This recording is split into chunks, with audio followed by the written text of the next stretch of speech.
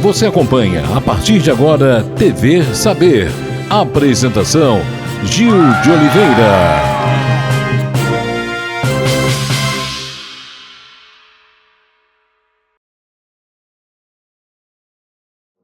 Um forte abraço a você, telespectador amigo da TV Cidade.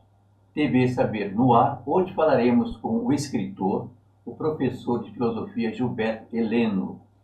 Vamos saber de que forma a filosofia hoje ela está agregada no dia a dia das pessoas.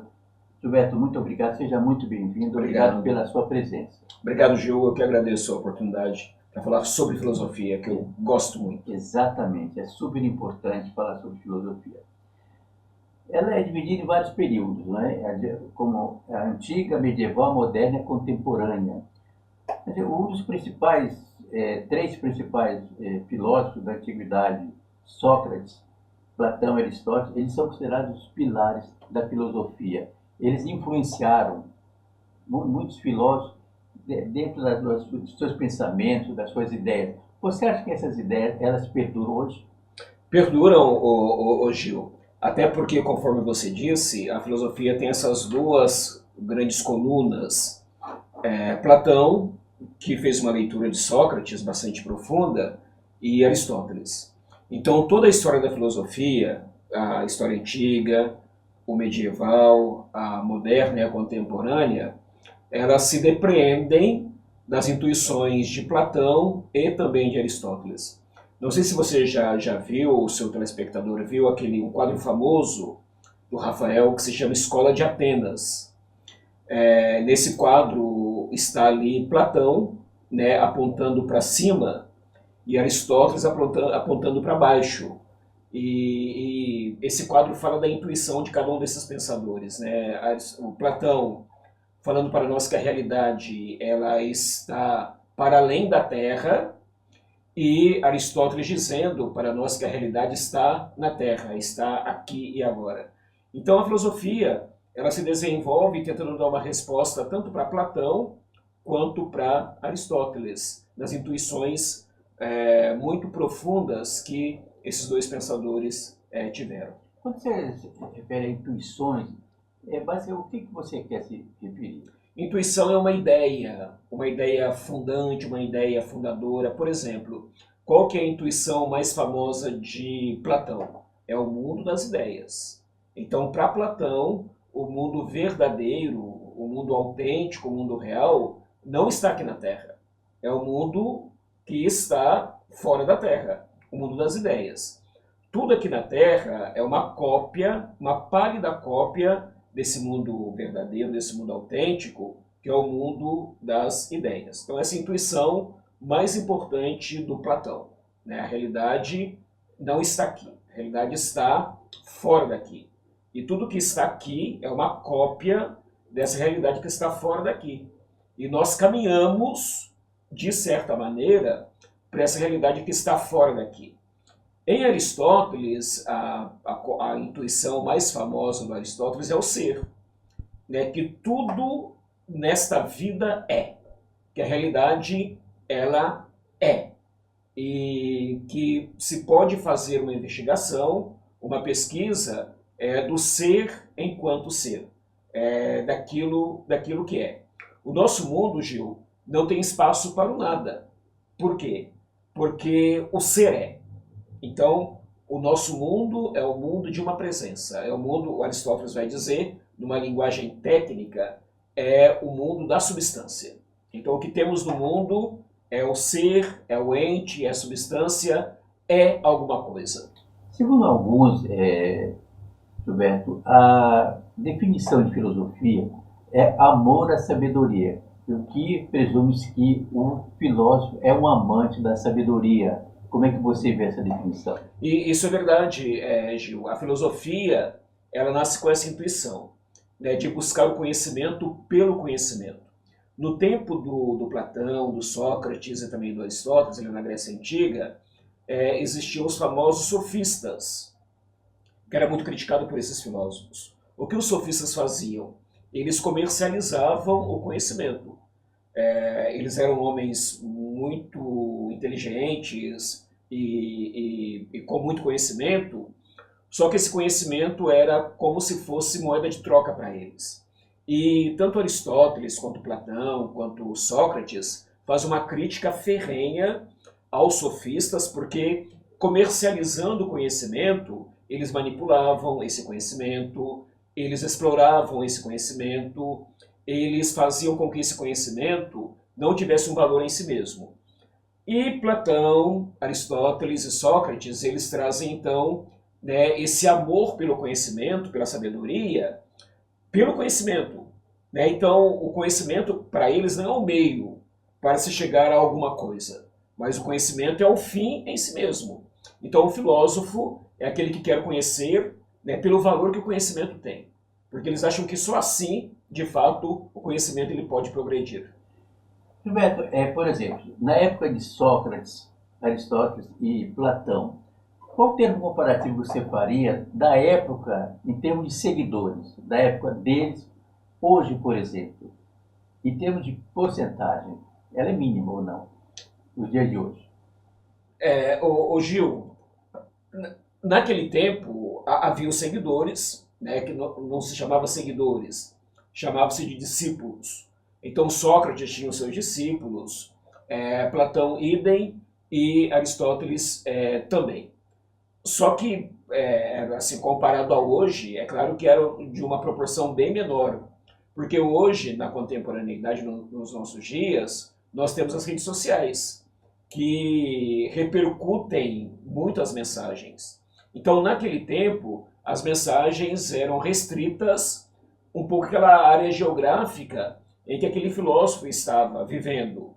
Hoje não, inclusive com a internet, então as ideias elas circulam com muita rapidez. Então por isso hoje não se tem discípulos. O discípulo ele tem uma relação mais próxima com o seu mestre, mas hoje se fala de seguidores.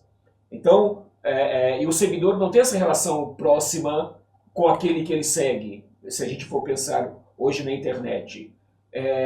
Então hoje a quantidade cresceu, mas a qualidade diminuiu bastante. Porque naquele tempo o discípulo sabia muito bem o que o seu mestre falava. Hoje, os seguidores eles não sabem muito bem aquilo que aquela pessoa que eles seguem está falando. Então a qualidade da mensagem hoje diminuiu bastante. Gilberto, por exemplo, hoje em dia, as pessoas mais holísticas, as pessoas mais esotéricas, seguidas da meditação, os praticantes de yoga, eles estão mais próximos da filosofia? Eu não saberia dizer hoje especificamente sobre a yoga, mas a contemplação é um elemento fundamental da filosofia. Tanto é que Aristóteles, numa obra famosa que ele tem, Ética Nicomaqueia, ele vai colocar que a felicidade é a contemplação. É você contemplar a teoria, é contemplar a verdade, contemplar o conhecimento. Então, o elemento da contemplação é muito presente não apenas nos filósofos antigos, mas também nos medievais, nos modernos e também nos contemporâneos. Porque o filósofo é aquele que faz um caminho, sobretudo, de interioridade. Né? O pensamento, ele brota de dentro. Então, para que esse pensamento brote, para que esse pensamento venha, a contemplação é fundamental, é importante. Beto, felicidade, você citou. A felicidade não seria estar em paz consigo mesmo?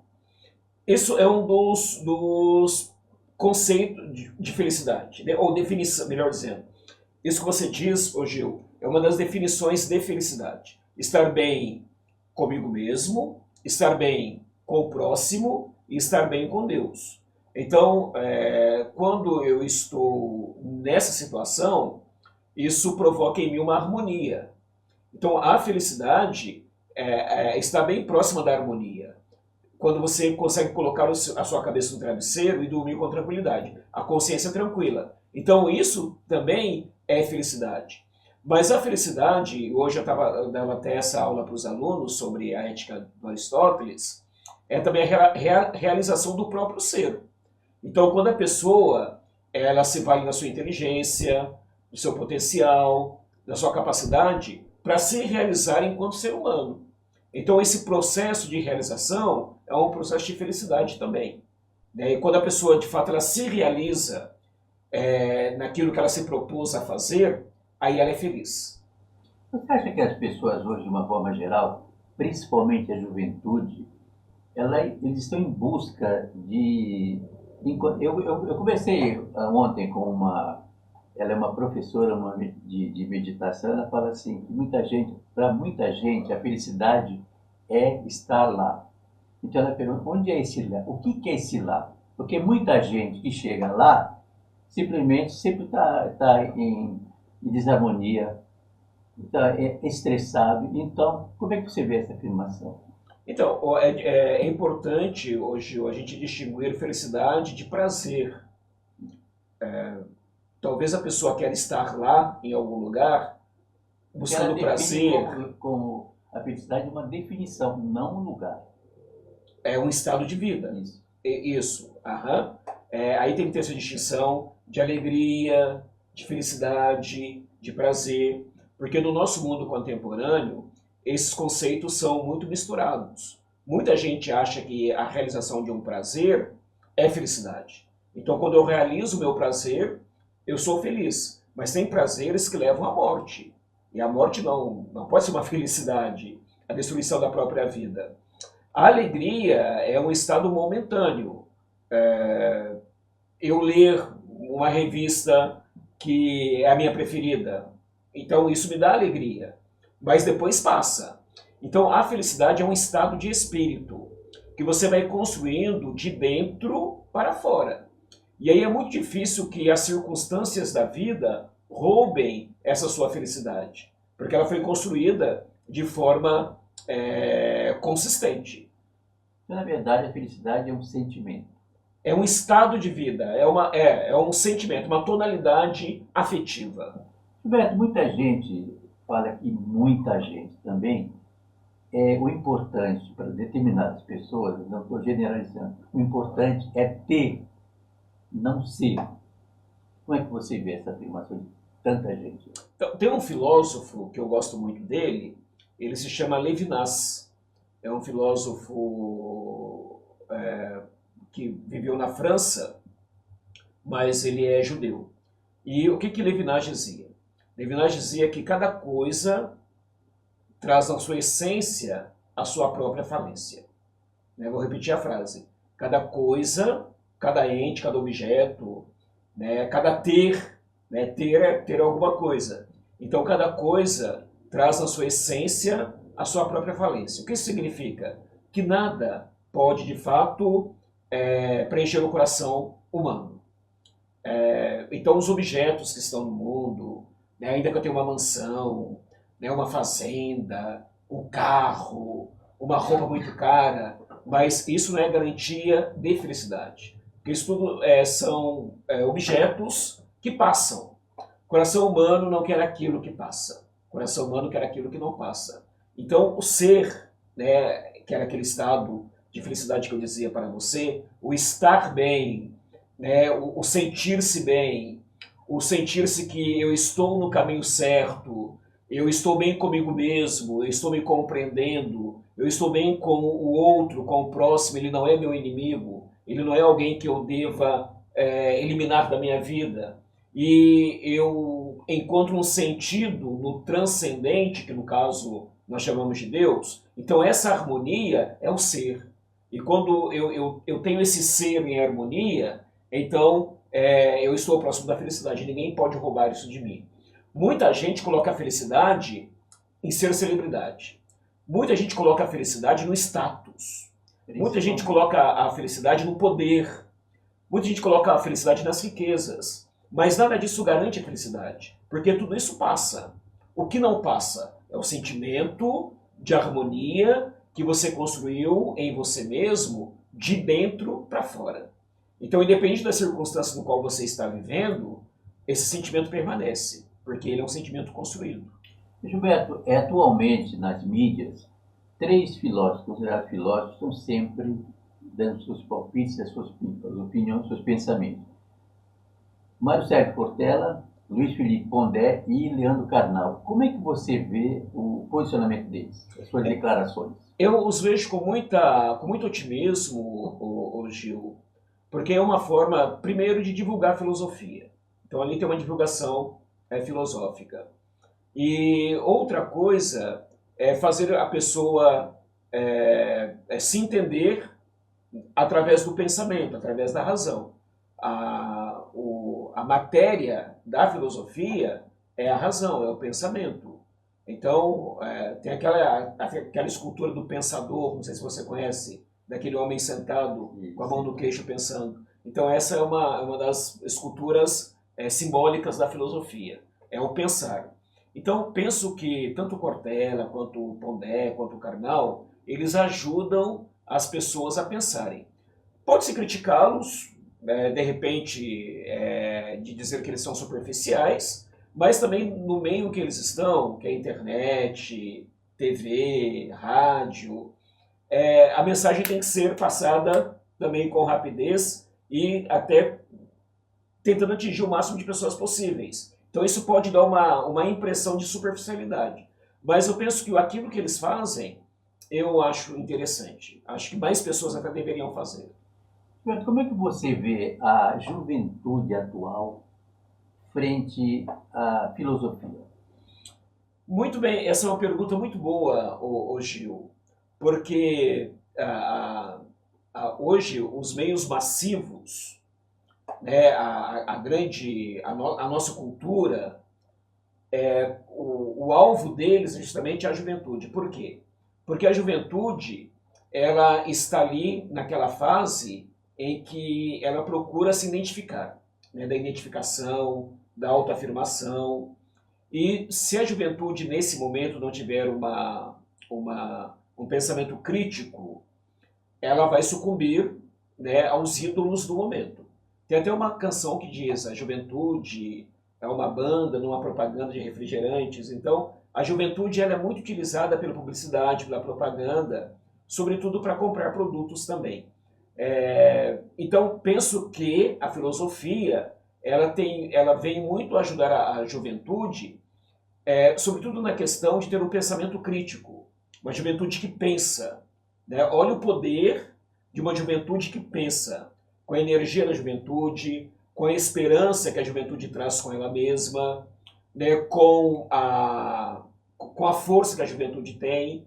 Então, uma juventude que pensa é uma juventude muito potente. Então, eu penso que nós, adultos, devemos ensinar ou devemos ajudar o jovem a ser mais reflexivo, a pensar mais, porque no pensamento está a força do ser humano. O Aristóteles ele já classificou o homem como animal racional, ou seja, dos animais que estão aí, o homem é o único animal que pensa. E não só pensa, mas o homem ele sabe que pensa. Então essa autoconsciência que só o homem tem, né? O gato pensa, mas não sabe que pensa, né? A minhoca pensa, mas não sabe que pensa. O homem pensa e sabe que pensa, autoconsciência. Por isso nós estamos aqui dialogando e conversando, por conta dessa autoconsciência que o ser humano tem, da nossa razão, do nosso logos. Então, ajudar o jovem a desenvolver, né, um pensamento crítico, acho que é fundamental. Gilberto, depressão, ansiedade, por exemplo, síndrome de Burnout, são palavras que décadas atrás ninguém ouvia falar. Você acha que essas pessoas faltam um pouco de um bom pensamento interior? Então, Gil, eu não quero nem entrar no campo da psicologia, que não é o meu campo, né? Nem da psicanálise, nem da psiquiatria. Isso eu deixo para quem é do ramo, do meio falar, senão eu estaria aqui sendo irresponsável. Mas eu posso falar do ponto de vista da filosofia. Do ponto de vista da filosofia, quanto mais a pessoa ela tem a capacidade de inclinar-se para dentro de si mesmo e tentar compreender a sua própria realidade, as suas limitações, a circunstância na qual ela está inserida, né, as suas potencialidades. Ou seja, quanto mais a pessoa ela tenta compreender a vida como a vida é, ela vai se fortalecendo também espiritualmente falando. E não vai cair, talvez, na armadilha de criar ilusões, de criar um mundo à parte e depois constatar que esse mundo não existe, não confere esse mundo. Então, quanto mais a pessoa ela está com os pés no chão, quanto mais ela procura abraçar a vida como a vida é, aceitar a sua própria realidade, ela vai se fortalecendo, né, psicologicamente falando, espiritualmente falando, porque ela sabe que, ao final de tudo, ela pode contar com ela mesma. Gilberto, você leciona filosofia aos candidatos ao sacerdócio na Faculdade de União. Como anda a procura? Então, nós aqui na América Latina, nós temos ainda muitas vocações sacerdotais. Porque a nossa Faculdade Deuniana, ela tem o curso de Filosofia e Teologia. A nossa filosofia, conforme você disse, é para candidatos ao presbiterado, o jovem que quer ser padre, a igreja exige que ele faça, então, a filosofia, mas também é para leigos, não é só para seminaristas. Nós temos leigos estudando na nossa faculdade. Como na América Latina, nós temos bastante jovens procurando a Igreja Católica em vista do sacerdócio, então nós temos bastante alunos, tanto na filosofia quanto na teologia. Então, a Igreja Católica hoje tem muitas vocações na América Latina, na Ásia e no continente africano.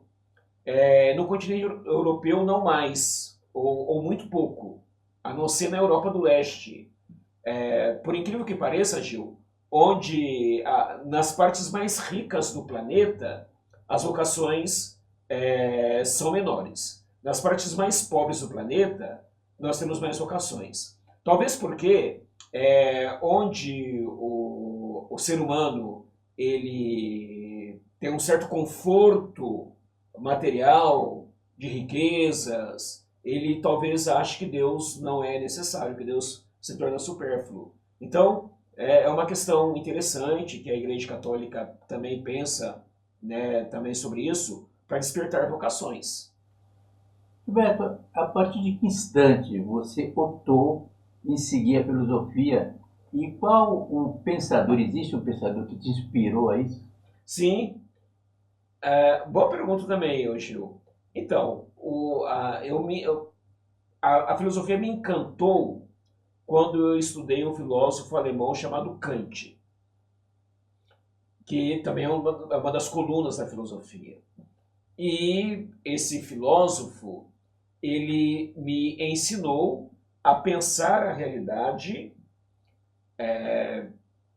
sem comprometer a minha fé em Deus. Quando eu conheci esse filósofo, eu estava fazendo filosofia em Brusque, onde a minha congregação tem uma faculdade de filosofia também lá, e Kant me ajudou, né, a pensar a realidade com o meu intelecto e saber que pensar a realidade naquele momento para mim não significava colocar em dúvida a minha fé em Deus. Então isso me encantou em Kant. Mas o filósofo que não é apenas um, que me encanta muito,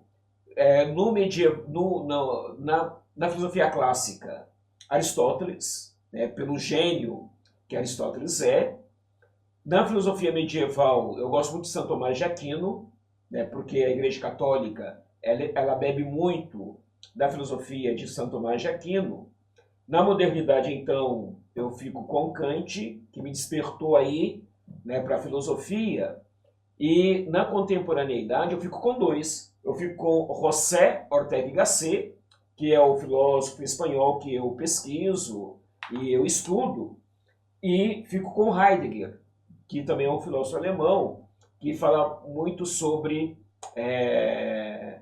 o homem na sua realidade própria do mundo.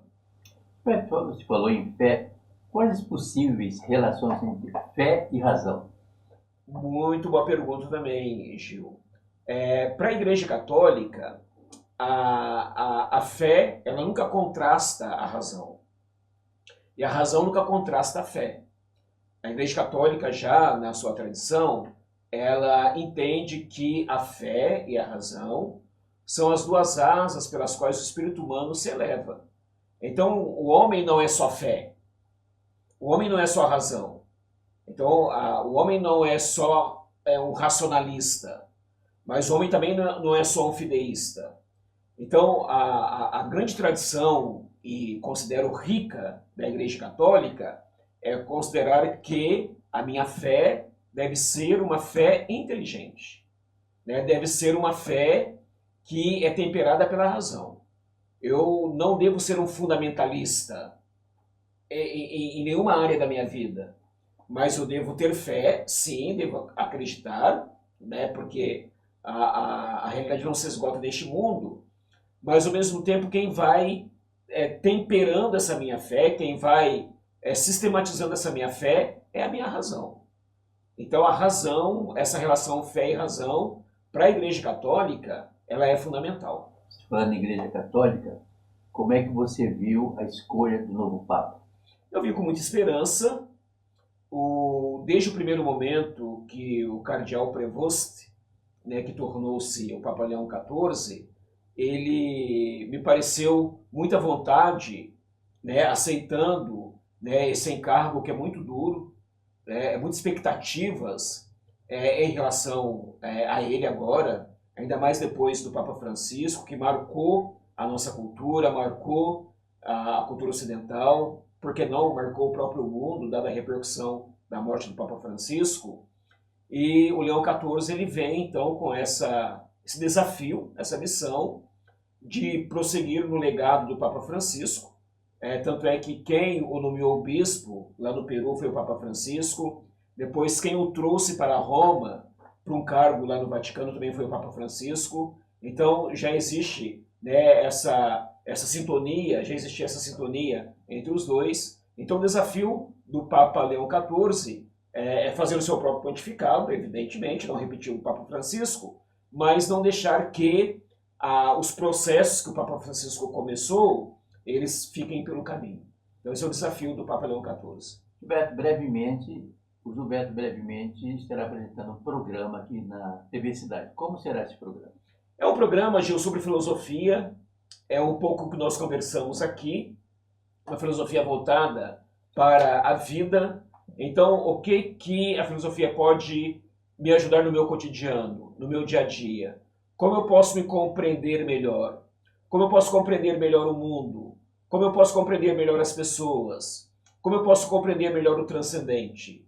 Então, essa é o caminho da filosofia, né? O amor pela sabedoria. Então, ajudar o homem a ver cada vez mais claro, ajudar o homem a ver cada vez melhor, ajudar o homem a ver cada vez com mais evidência, né? Se utilizando sobretudo da razão, né? Então, o objeto da filosofia é a razão. Então, através da sua razão, através do seu pensamento, o ser humano ele pode viver de maneira ética, honesta, ele pode desejar a felicidade, ele pode desejar a paz universal, o mundo necessita de paz, ele pode se compreender através da razão, do pensamento, da filosofia, ele pode procurar um sentido para a sua vida. Então é disso que o programa ele vai procurar tratar. Por que a filosofia é relevante no meu dia a dia e no meu cotidiano. Muito bem. Para finalizar, eu gostaria que você deixasse uma mensagem para quem nos assiste. Ok, então a minha mensagem, Gil, ela vai também muito dentro dos livros que eu escrevi. Esse aqui do Ortega y Gasset, o filósofo que eu investigo, que é de filosofia, de razão então, e esse livro que é Fé para Reagir, Reinventar-se e Recomeçar. Então nesses dois livros a razão encontra a fé, e eu digo então para quem nos assiste que é fundamental nós lermos a nossa vida e a nossa história utilizando o nosso intelecto, a nossa razão, mas também a nossa fé. A minha razão, ela fala do meu mundo aqui e agora. A minha fé, ela me fala do mundo de onde eu quero estar, né? De onde eu desejo estar. Né? A fé é elaborar, né, uma situação, um mundo no qual, nesse momento, eu não vejo agora, mas eu sinto que está aí. Eu sei que está aí. E a razão, ela vai me ajudando a delinear, então, esse mundo. Então, que você, caro telespectador, possa aí caminhar no seu dia a dia, na sua vida, no seu cotidiano. Essa é a mensagem que eu deixo para você, né, caminhando na fé e também na razão. Gilberto, muito obrigado pela sua participação. Vocês ouviram as considerações do Gilberto Heleno, professor, o filósofo, professor de filosofia na Faculdade de União. Esperamos que brevemente você retorne e antecipadamente já desejamos felicidade para o seu novo programa. Obrigado, Gil, obrigado por esse momento tão gostoso que eu tive aqui com você, esse bate-papo filosófico, e estamos aí, né, para começar o programa com bastante alegria, e obrigado aí, né, pelo seu apoio, também pelo seu convite de estar aqui hoje. Nós é que agradecemos. TV Saber chega ao seu final, estaremos de volta na próxima semana. Obrigado pela sua atenção, pela sua sintonia, pela sua audiência.